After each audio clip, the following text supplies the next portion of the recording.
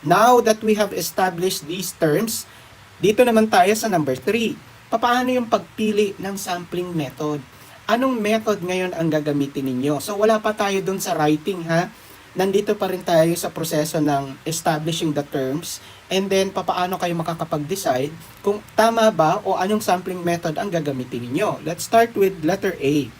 Yung appropriateness of the technique or yung method to the study being conducted. So, example, if the study requires interviewing customers, hindi applicable yung population kasi the customer comes and goes. So, hindi nyo sila magagather, ma-identify, ma-determine na lahat ng customers namin ay magbibigay kayo ng value, halimbawa 500, 100. So, ulitin ko, they come and go. So, the method should be appropriate doon sa respondents ninyo. So, if the study requires interviewing customers, then the appropriate sampling method should be convenient sampling. Ano yung convenient sampling?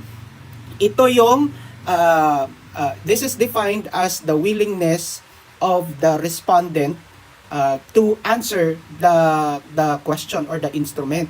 So, if the respondent agreed and the respondent is willing, then that particular sampling method will fall under yung tinatawag natin convenient sampling. Now, letter B, the available respondents. So, choosing the method will be based on the available respondents.